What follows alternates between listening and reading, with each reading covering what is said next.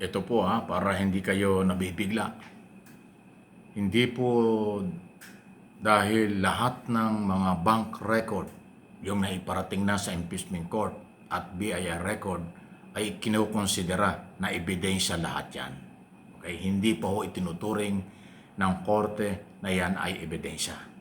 Yan ay bahagi lang ng sinasabi ng mga taga-usig, public and private prosecutors na kanilang gagamitin para patunayan ang kanilang kasong graft in corruption at betrayal of public trust laban sa Vice President ng bansa. Yun po yun. Ang kabutihan lang nito dahil nasa impeachment court na ang mga dokumento, karamihan. Meron pang darating dahil humingi ng extension yung ibang mga bangko, late nilang nadala ang lahat ng kailangan. Naging positibo dahil hawak na ng korte ang mga dokumento. Pero hindi pa yan pwedeng sabihin lahat ay ebidensya na. Susuriin pa yan lahat kung karapat-dapat o hindi maging ebidensya. Kaya mahaba pa po yan. Okay? Sa side ng prosecutors, okay sa kanila dahil nandyan na yung kanilang maaaring paniniwalang ito na yung basihan ng kanilang kaso. Sa side naman ng depensa, yan naman ang pagkakataon kung paano nila i-counter yung BIR record at bank transaction record na nasa impeachment na. Yan din ang pagkakataon ng mga senador judges na suriing mabuti kung ito ba'y basihan para maging ebidensya o wala lang. Ayan po yan. Okay? Para lang alam po ninyo. Hindi ibig sabihin nandun na yung lahat ng dokumento, lahat ebidensya na yan. Magpapatunay na. Hindi pa po. Yan ay subject for panindigan kung tama at kailangan o hindi. Yan ang ibig sabihin nun. At yung mga bank record naman tungkol dun sa di umano ay bilyon-bilyong transaksyon. Doon malalaman kung totoo. Yun namang BIR record ay yun namang mga binayarang buwis ng Vice President at ng kanyang asawa. Okay? Yan ay sa issue naman kung tutugma doon sa Statement of Asset and Liabilities. Yung BIR record at saka yung SALN, yan ho, palagay ko, tingin ko talagang magiging ebidensya na yan. Kasi yung BIR record at SALN, public document. Yun talaga ang basihan. Pagka nagkaroon ng discrepancy, magkaiba ang figures ng SALN at saka ng BIR record sa binayarang buwis, yun, ebidensya yun. Magiging problema yun ng Vice President. Yun po kasing bank record, lalo na kung private bank. Marami yung private bank, parang 5 yata o 7 bangko yun. Hindi yun public document dahil yun ay bank record ng pribadong sektor. Kaya lang pag pumasok na sa impeachment court at tinalakay na yan, magiging public document na yan. Kaya dapat ilatag. Limitado po ang galaw dyan kasi yan ay record ng bangko. Kaya lang, ito po yung magandang balita dyan. Meron jurisdiction ang impeachment court.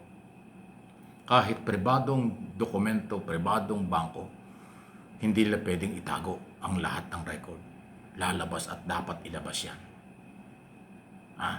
Kaya pwedeng ang iniisip ng iba, ayan na yung mga dokumento, ebidensya na. Pwede namang iniisip ng iba, wala yung mga dokumentong yan kung hindi naman papayagan ng korte na ebidensya. Yun po yun. Kaya yan yung subject, di natin malalaman ang galing ng mga abogado na magkabilang panig. Public and private prosecutors, paano panindigan yan?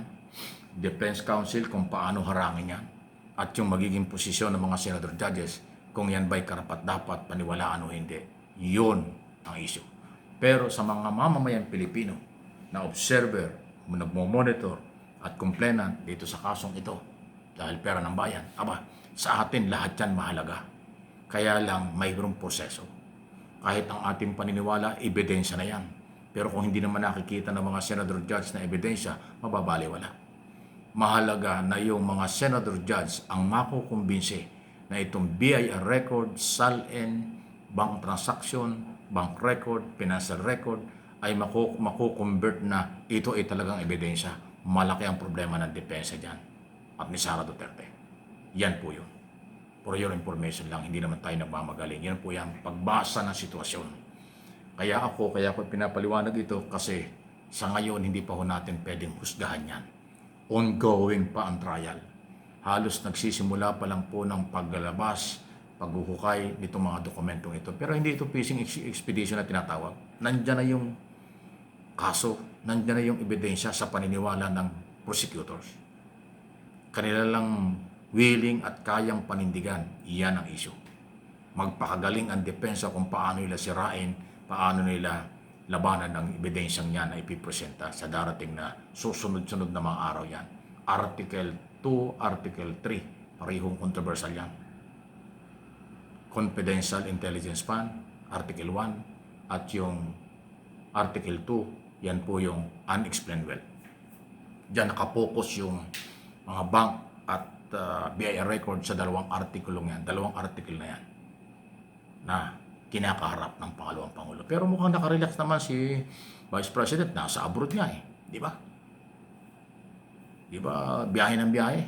Parang hindi siya apektado. Parang baliwala sa kanya. Pinaubayan niya sa abogado. Pero tayo umaasa pa rin ang pinakamalakas na testigo at pinakamalakas na depensa ng pangalawang Pangulo ay siya mismo ang humarap sa trial. Pag humarap siya sa trial, may papaliwanag niya ang lahat. Matatanong siya ng mga prosecutors, matatanong din siya ng depensa, matatanong din siya ng mga senador judge. Yun po yung mahalaga. Pag hinarap ni Sara yan, may tapang at talino siya na maituturing. Pero pag hindi niya hinarap yan at binaliwala niya at patuloy ang kanyang paglalakwat siya sa abroad at hindi niya hinarap ito,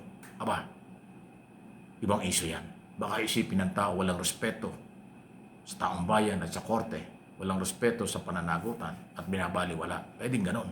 Pero kung siya'y matapang nahaharapin niya at punto por punto ay kanyang sasagutin ng lahat ng tanong, maliliwanagan ng lahat ng issue.